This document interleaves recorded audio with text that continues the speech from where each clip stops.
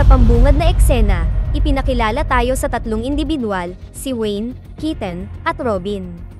Habang natutulog si Wayne sa nakaparadang kotse, isinuot ni Keaton at Robin ang kanilang mga maskara at pumuslit sa isang bahay upang kidnapin ang lalaking nagngangalang Gordy. Pagpasok nila sa loob, nadatnan nila itong natutulog sa kanyang silid. Naghanda ang dalawa na dukutin siya, ngunit biglang lumaban si Gordy.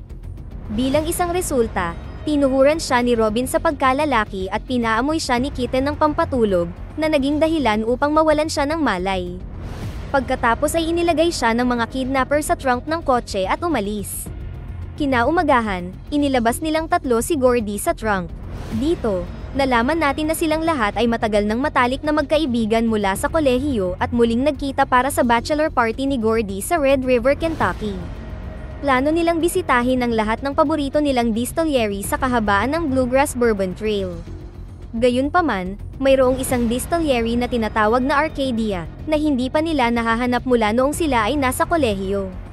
Kasunod nito, pumasok silang apat sa kanilang unang paboritong distillery. Ngunit sa kanilang pagkadismaya, ito ay ginawa na ngayong winery. Humingi ng paumanhin si Keaton dahil hindi niya sinuri ang lugar bago ang kanilang pagbisita, ngunit tiniyak niya sa kanila na magkakaroon pa rin sila ng masayang sandali. Habang ang iba ay nagsimulang uminom ng alak, nagpasya si Gordy na maglakad sa mga kalye, ginunita ang tungkol sa mga dating masasayang araw. Ilang sandali pa, pumasok siya sa maliit na tindahan ng antik na madalas niyang puntahan. Binati siya ng babaeng nagngangalang Carolyn, ang balak sana niyang pakasalan 10 taon na ang nakakaraan. Sa una, hindi siya nakilala ni Gordy, ngunit nang magbigay siya ng ilang mga pahiwatig, siya ay nabigla. Pagkatapos ay sinimulan nilang mag-usap, ginunita ang kanilang mga araw mula sa nakaraan. Lumalabas na pinipreserba ni Carolyn ang lahat ng kanyang mga ari-arian, kabilang ang isang bote ng wine. Iminungkahi niya na inumin nila ito ngayon, ngunit nag-aalangan si Gordy dahil dati siya nalulong sa alak, at ngayon ay halos 10 taon na siyang hindi umiinom. Habang nag-uusap sila, sinabi ni Carolyn sa kanya ang tungkol sa alamat ng Bullet Treasure. Noong panahon ng Prohibition, sinira ng gobyerno ang lahat ng mga distillery. Nang manganib ang pamilyang Bullet, inipon nila ang lahat ng kanilang pera at inilibing ito sa isang lugar sa kagubatan. Hindi naniniwala si Gordy na totoo ito, ngunit inihayag ni Carolyn na maraming tao ang naghanap nito, at sila ay misteryosong nawala. Ngayong naging interesado siya sa misteryong ito, bumalik si Gordy sa kanyang mga kaibigan sa winery at ipinagtapat ang lahat sa kanila. Sinubukan niyang kumbinsihin ang mga ito na iwaksi ang kanilang plano at hanapin ang nakabaon na kayamanan. Sina Robin at Keaton ay tutol sa ideya at iginiit na ito ay kwento lamang.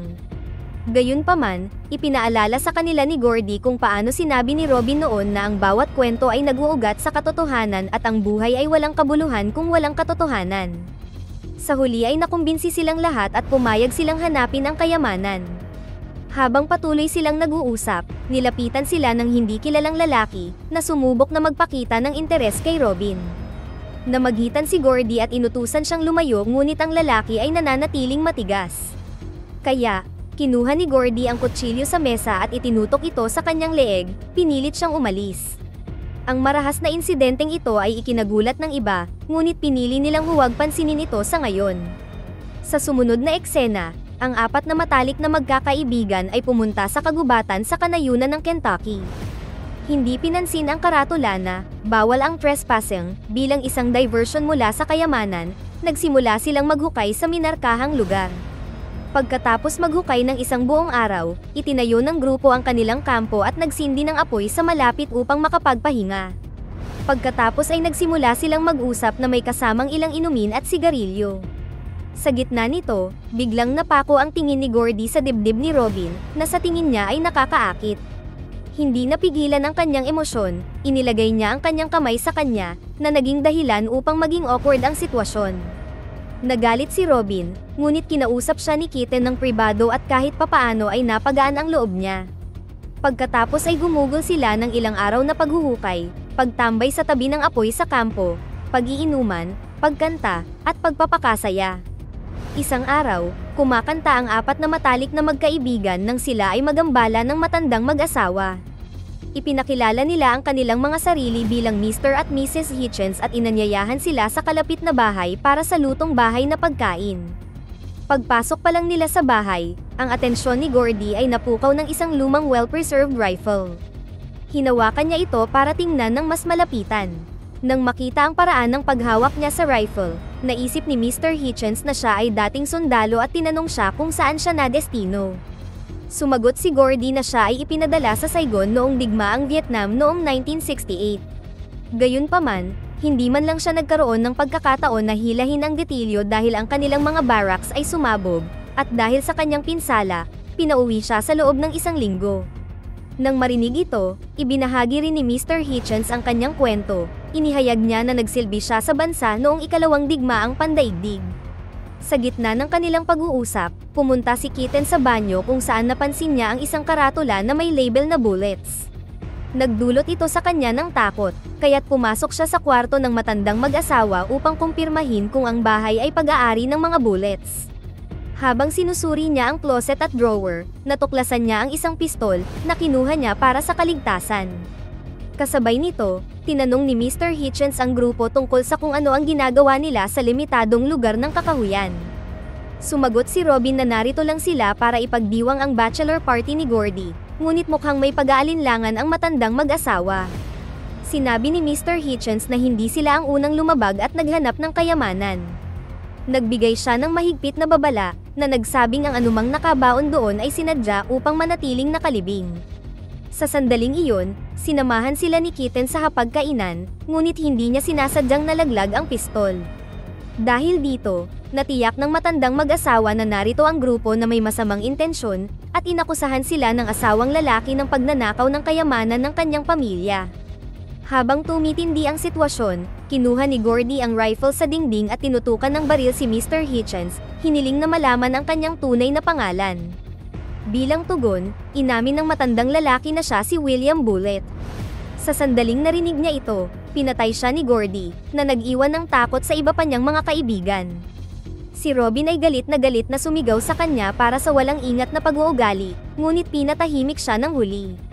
Pagkatapos ay ikinulong nila si Mrs. Bullet sa manukan bago pag-usapan ang susunod nilang hakbang.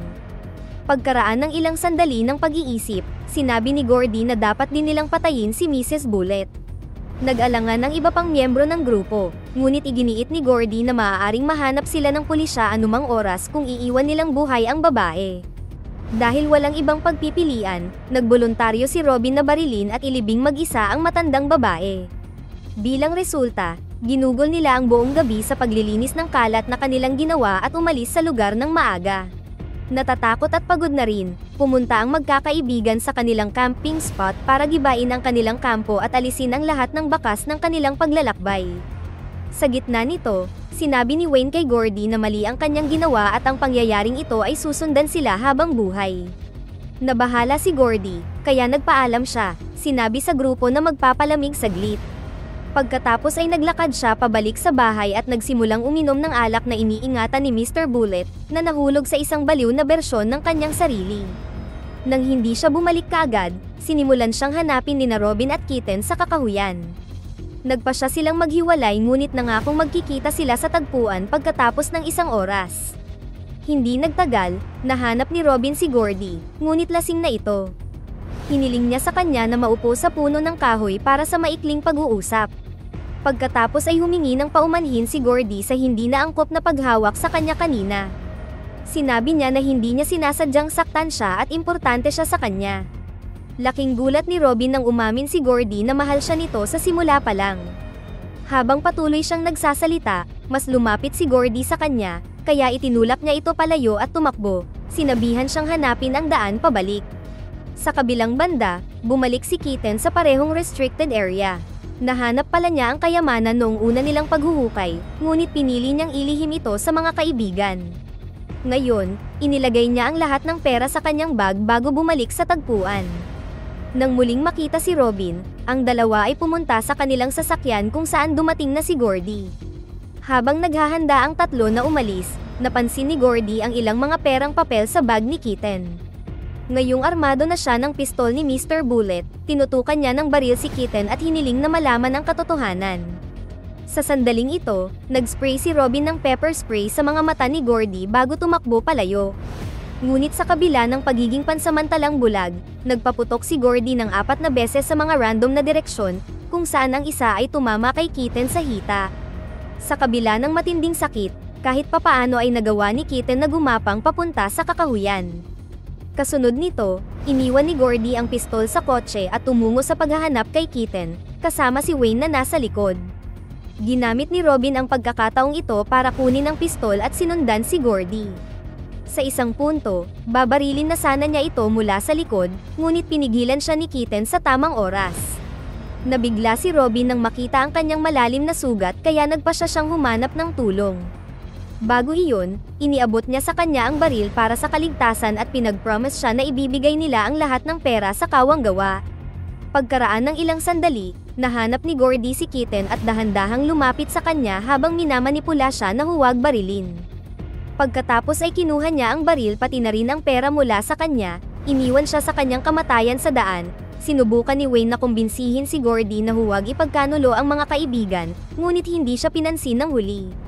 Ikinagalit ito ni Wayne, kaya lumayo siya roon, iniwan si Gordy sa likod. Ang eksena ay nauwi sa isang flashback mula sa 10 taon ang nakakaraan, na nagpapakita ng isang gabing nagpa-party sina Gordy, Robin, at Kitten sa Red River Distillery. Matapos malasing ng lubusan, nakatulog sina Robin at Kitten sa kotse, ngunit sinubukan ni Gordy ang kanyang makakaya na manatiling gising. Gayunpaman, habang nagmamaneho siya, nakatulog siya saglit, kung saan aksidente niyang nabunggo ang isang tao. Nagising si Gordy, lumabas ng sasakyan, para lang matuklasan ang naghihingalong si Wayne. Hindi nagtagal ay namatay si Wayne sa kanyang mga bisig. Natakot si Gordy na hulihin siya ng mga awtoridad, kaya nagpasya siyang ilibing ang bangkay sa kalapit na kakahuyan. Habang ginagawa ito, nagising sina Kitten at Robin at nasaksihan ang lahat, ngunit ang tatlo ay nanumpa sa isa't isa na ililihim ito. Mula noon, nakikita na ni Gordy si Wayne dahil sa kanyang pagkakasala. Sa kasalukuyan, lumusot si Robin sa kagubatan, ngunit sa kasamaang palad ay bumagsak siya sa mga barbed wire. Bilang resulta, naabutan siya ni Gordy. Sinubukan niyang barilin siya, ngunit wala nang bala ang baril. Tinanggal pala ni Kitten ang bala bago ito makuha ni Gordy mula sa kanya. Pagkatapos, makalipas ang ilang segundo, binaril ni Mrs. Bullet si Gordy mula sa likuran. Dito, napag-alaman na iniligtas siya ni Robin noong nakaraang gabi at nagkunwaring inilibing siya. Bilang resulta, naiwan si Robin na mag-isang nagpupumiglas mula sa barbed wire. Sa kanyang huling lakas, nagawa niyang palayain ang kanyang sarili, pagkatapos ay tumungo siya sa Arcadia Distillery.